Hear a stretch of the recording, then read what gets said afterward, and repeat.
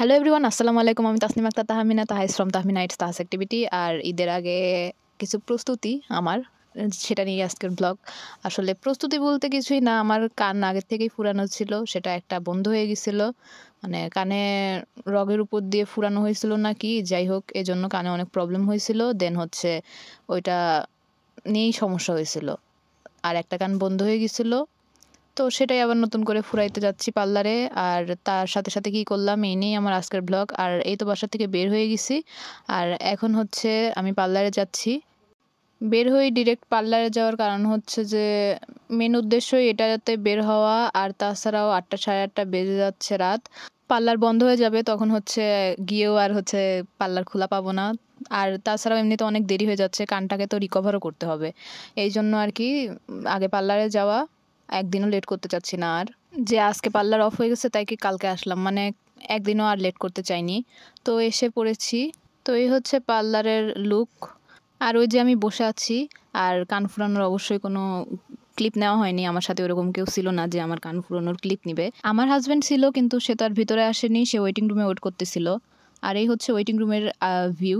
মানে অলরেডি আমার কান ফুরানো শেষ, এখন আমি বের হয়ে যাচ্ছি। আর আমি খোঁজ নিচ্ছিলাম যে কেউ কান ফুরাতে পারে নাকি আমার আশেপাশে।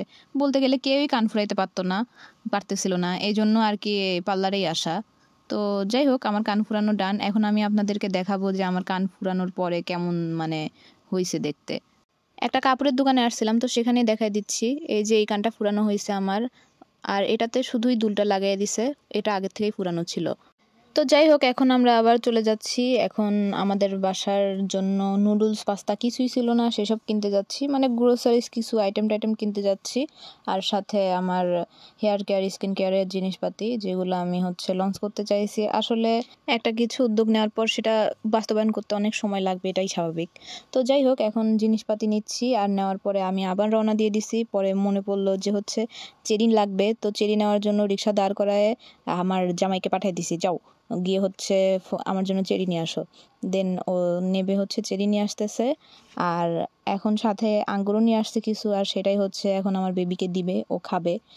ও আঙ্গুর খায়, কলা খায়, তরমুজও খায়, আর আমও খায়। মানে অনেক ফলই এই পর্যন্ত ওকে ট্রাই করানো হয়েছে, ও ফল ভালোই খায়।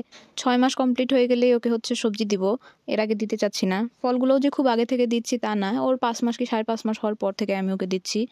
6 মাস হইলেও তো এমনিতে ধাপ করে বেশি কিছু দেয় না। আর ও তো শুধু এখন রসটাই খাচ্ছে, এমন না যে ও আস্ত পুরাটা জিনিস খাচ্ছে, গলায় আটকে যাবে এমনও না। তো ও আস্তে আস্তেই খায়, নরম করেই খায়। আর অবশ্যই চেক করি একটা জিনিস খাওয়ার পরে ওর কতটুকু সমস্যা হচ্ছে কি না হচ্ছে, তারপরে আরেকটা জিনিস দেই। এখনকার ডাক্তাররা 6 মাসের পরে থেকে দিতে বলে, বাট আগে তো লোকজন এত কিছু মানতো না। হ্যাঁ, আগেকার যুগ আর এখনকার যুগের মধ্যে অনেক পার্থক্য, তবু বাচ্চা যদি মানিয়ে নিতে পারে তাহলে তো কোনো সমস্যা নেই। তো তারপরে আমরা ফলের মতো পুরিও নিয়ে রওনা দেই চা খাওয়ার উদ্দেশ্যে। দেন চা খাওয়ার এখানে গিয়ে আমি পুরি খাই। অ্যান্ড আমার হাজব্যান্ড চা না অর্ডার দিয়ে সোডা অর্ডার দিছিল, তো ওর সোডার শেষেরটুকু আমাকেও দিল যে নাও তুমিও খাও, সোডার টেস্ট নাও। তারপরে আমার চা চলে আসলো। চা আসতে এত দেরি হয় কারণ অধিকাংশ সোডার অর্ডারই থাকে।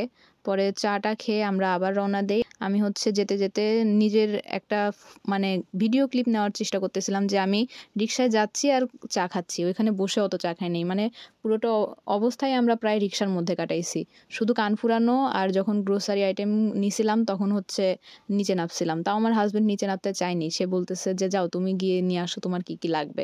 ও রিক্সার উপরেই বসেছিল, পরে আবার নেমে আসলো অ্যান্ড পাস্তা আর নুডলসের কথা মনে করায় দিল। দেন আমরা ওইগুলো নিলাম।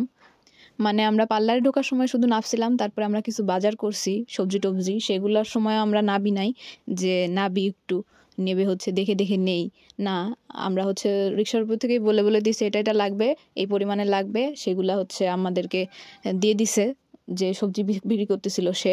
দেন হচ্ছে আমরা মানে নুডলস পাস্তা এইসব জিনিস নিতে গেছি, তো সেই জায়গায় প্রায় সেম অবস্থা। দেন হচ্ছে পুরি নিছি, সেই জায়গায়ও একই অবস্থা।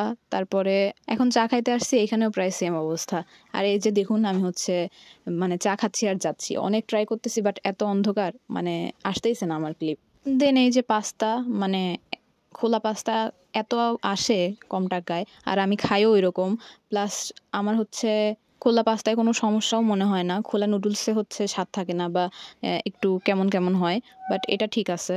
আর এখানে আমি অলিম্পিক নুডলস নিছি। এখন সবাই বলবেন আমি মামা নুডলস করি, তাহলে এই নুডলস কেন নিছি? আসলে বাটি ফ্রি, এই জন্যই নিছি। যে বাটিটা দেখাইছি ওটার সাথেই ফ্রি। আর এখানে হচ্ছে আমাদের বাজার সদাই, যেটা বললাম যে নিছি রিক্সার উপর থেকেই। আর এই হচ্ছে আমার চেরি ফল, আর নিচে হচ্ছে এই যে ফয়েল পেপার। তো এই হচ্ছে আমার আজকের video. Thanks for watching. Bye bye. আসসালামু আলাইকুম। দেখা হবে নেক্সট ভিডিওতে।